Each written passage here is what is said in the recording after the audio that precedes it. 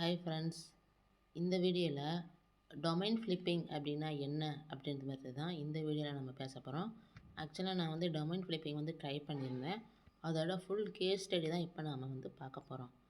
Domain flipping அப்படின்னா என்னென்னா, ஒரு பர்டிகுலர் நேமை வந்து டொமைனாக வந்து ரெஜிஸ்டர் பண்ணலாம். இல்லை அதே நேமில் இருக்க டொமைன் இருந்துச்சுன்னா அதை வந்து லோ ப்ரைஸ்க்கு வாங்கிட்டு ஹை ப்ரைஸுக்கு நம்ம வந்து செல் பண்ணணும்.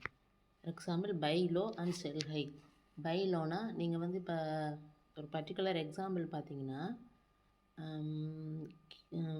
tutorials.com அப்படின்ற ஒரு டொமைன் இருக்குது அப்படின்னா, அந்த டொமைன் வந்து ரெஜிஸ்டர் பண்ணாமல் இருந்துச்சு அப்படின்னா நீங்கள் வந்து அதை ரெஜிஸ்டர் பண்ணி அதையே வந்து விற்றுடலாம். அப்படி இல்லை, அந்த டொமைன் வந்து எங்கேயாவது லோ ப்ரைஸ்க்கு வாங்கினவங்க வந்து லோ ப்ரைஸாக விற்கிறாங்க அப்படின்னா அதை நீங்கள் வாங்கிட்டு அதையே வந்து ஹை ப்ரைஸுக்கு சேல் பண்ணலாம். பேசிக் வந்து என்னென்னா, லோ ப்ரைஸ்க்கு வாங்குறது, ஹை ப்ரைஸுக்கு செல் பண்ணுறது.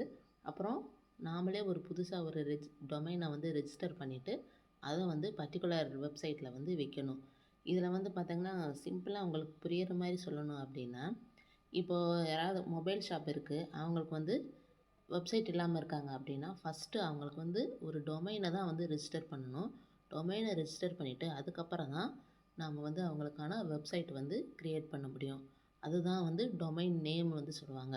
இப்போ மொபைல் ஷாப்னு பார்த்தீங்கன்னா சென்னை மொபைல்ஸ்.com அப்படின்னு நம்ம ஒரு சென்னை மொபைல்ஸில் சென்னையில் இருக்க மொபைல்ஸ்க்கு நீங்கள் ஒரு வெப்சைட் க்ரியேட் பண்ணுறீங்க அப்படின்னா ஃபஸ்ட்டு அவங்களுக்கான ஒரு டொமைனை தான் ரெஜிஸ்டர் பண்ணணும். அந்த டொமைன் நேம் தான் சென்னை மொபைல்ஸ்.com.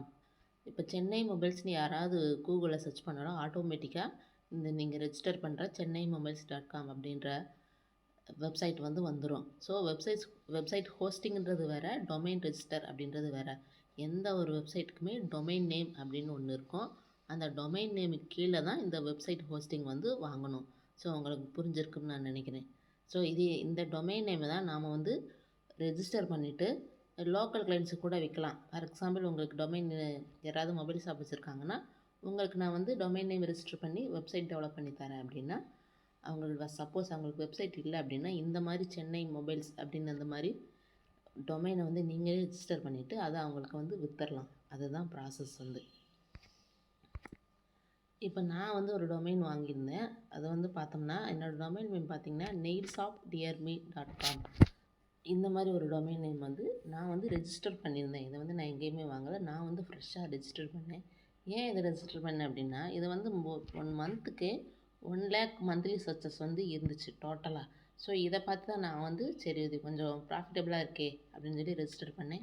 அதே நேரத்தில் இந்த மாதிரி ஒரு டொமைனும் வந்து நெட்டில் இல்லாமல் இருந்துச்சு, ரெஜிஸ்டர் ஆகாமல் இருந்துச்சு. ஸோ இதனால தான் நான் வந்து இந்த டொமைன் வந்து ரெஜிஸ்டர் பண்ணேன். இதை வந்து எப்படி நான் கண்டுபிடிச்சேன் அப்படின்னா, கூகுள் ஆட்ஸில் வந்து கூகுள் கீவேர்ட் பிளானர் அப்படின்ற ஒரு டூல் இருக்கும். அதில் வந்து நம்ம எந்த கீவேர்டை கொடுத்துட்டு சர்ச் பண்ணோம் அப்படின்னா, நம்ம கண்ட்ரி எந்த கண்ட்ரி கொடுக்குறோமோ அந்த கண்ட்ரியில் அந்த கீவேர்டுக்கு எவ்வளோ சர்ச் வால்யூம் இருக்கும் அப்படின்றது அது காட்டும். ஆல் ஓவர் த வேர்ல்டு எவ்வளோ இருக்கும் அப்படின்றது நாம் வந்து அதில் ஃபைண்ட் பண்ணலாம். ஸோ அப்படி பார்க்கும்போது தான் இந்த கீவேர்டை நெயில்ஸ் ஆஃப் நியர் மீ அப்படின்ற ஒரு கீவேர்டை நான் சும்மா சர்ச் பண்ணி பார்த்தேன். அதில் வந்து 1 மந்த்லி சர்ச்சஸ் வந்து இவ்வளோ இருந்துச்சு 1 மந்த்துக்கு. ஸோ அதனால தான் நான் வந்து சரி ஓகே இது கொஞ்சம் ப்ராஃபிட்டபுளாக இருக்க மாதிரி இருக்குது அப்படின்னு சொல்லி இந்த டொமைனை வந்து ரெஜிஸ்டர் பண்ணியிருந்தேன். ஸோ ரெஜிஸ்டர் பண்ணியாச்சு. அது வந்து ஒரு ஃப்ரெஷ் டொமைன் தான், பழைய புதுசாக இப்போ தான் நான் வந்து ஃப்ரெஷ்ஷாக ரெஜிஸ்டர் பண்ணியிருந்தேன். ஸோ ஓகே இதை வந்து நம்ம செல் பண்ணணும் அப்படின்னு நான் பார்த்துட்டு இருந்தேன். செல் பண்ணுறதுக்கு சில வெப்சைட்ஸ் இருக்குது. அது வந்து என்னென்ன வெப்சைட்னா ஆஃப்டர்னிக், சீடோ. இது ரெண்டுமே வந்து ரொம்ப ஃபேமஸ்ஸு. அந்த ஆஃப்டர்னிக் அப்படின்னா கோடேடியோட வெப்சைட் தான். நீங்கள் கோடேடி வெப்சைட் வந்து கேள்விப்பட்டிருக்கீங்கன்னு நினைக்கிறேன். அதில் தான் நம்ம வந்து வெப்சைட் ஹோஸ்டிங்கோ ஒரு டொமைன் நேமோ வந்து நம்ம வந்து ரெஜிஸ்டர் பண்ணிக்கலாம். ஸோ அந்த ஆஃப்டர்னிக் வந்து அந்த கோடேடியோட வெப்சைட் தான். ஆஃப்டர்னிக்லையும் சீடோலையும் நான் வந்து என்னோடய வெப்சைட் வந்து லிஸ்ட் பண்ணேன். அந்த டயத்தில் வந்து எனக்கு எதுவுமே தெரியாது. நான் வந்து ஒரு பிகினராக தான் இருந்தேன். சும்மா அங்கே வந்து போய் ரெஜிஸ்டர் பண்ணிவிட்டு என்னோடய வெப்சைட்டை வந்து சேல்னு போட்டு லிஸ்ட் பண்ணியிருந்தேன். நான் வந்து லிஸ்ட் பண்ணுறது எவ்வளோ ப்ரைஸ் கொடுக்கணுன்னு எனக்கு தெரியல. ஒரு ஃப்ரெஷ் வெப்சைட்டு அப்படின்னால சும்மா ஒரு $300 அப்படின்னு வந்து போட்டால் ஒரு 1 year வரைக்கும் எந்த ஒரு சேலுமே நடக்கலை. நான் வந்து ரெஜிஸ்டர் பண்ணி சேல்னு போட்டுட்டு அப்படியே தான் விட்டுட்டேன். அதுக்கப்புறம் வந்து 1 yearக்கு அப்புறமா அது விற்கலை அப்படின்னு சரி மந்த்லி சக்ஸஸ் வந்து 1 lakh இருக்குது, நாம் வந்து இதையே ஒரு வெப்சைட்டாக டெவலப் பண்ணிடலாம் அப்படின்னு சொல்லி 1 yearக்கு அப்புறம் அதையே ரினியூவ் பண்ணிவிட்டு நம்ம வந்து வெப்சைட் ஹோஸ்டிங்கும் நான் வந்து வாங்கி வச்சுருந்தேன். அதை வந்து ஒரு வெப்சைட்டாக டெவலப் பண்ணிடலாம் அப்படின்னு. அதுக்கப்புறம் பார்த்தோன்னா ஒரு மாதம் கழிச்சு என்னோடய டொமைன் வந்து ஆஃப்டர்னிக் வந்து சேல் ஆயிடுச்சு அப்படின்னு சொல்லி எனக்கு ஒரு இமெயில் வந்துச்சு. ஆஃப்டர்னிக்கில் வந்து பார்த்தோம்னா நான் சும்மா $300 போட்டிருந்தேன். $300 வந்து கிளைண்ட் வந்து வாங்கிட்டாங்க. $50 வந்து அவங்க வந்து இது எடுத்துட்டாங்க கமிஷன். எனக்கு வந்தது வந்து $250 தான் எனக்கு வந்து வந்துச்சு. இது வந்து ஆக்சுவலாக அது வந்து என் டொமைன் வாங்குறவ யாருன்னு பார்த்தோம்னா அவர் வந்து ஒரு டொமைன் ஃப்ளிப்பர். இந்த மாதிரி யார்ட்டையாவது என்கிட்ட வந்து $300 வாங்கிட்டார். அதை வந்து பார்த்தோன்னா என்னோடய டொமைனே வந்து $90 வந்து அவரோட வெப்சைட்டில் வந்து லிஸ்ட் பண்ணியிருந்தார். சில பேர் வந்து இதையே வாங்கி நம்மகிட்ட லோவாக வாங்கி அதை ஹையாக வந்து செல் பண்ணுவாங்க.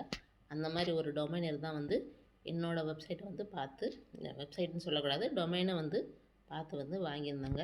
ஆனால் என்னோடய டொமைனை வந்து விற்கிறதுக்கு எனக்கு வந்து 1 வருஷம் ஆயிருக்கு. ஆனால் 1 வருஷம் ஆச்சு. ஆனாலும் என்னோடய டொமைன் வந்து விற்றுருச்சு. இது வந்து எடுத்தோடனே என்னோடய டொமைன் விற்கலாம் அப்படின்னு வந்து நீங்கள் வர முடியாது.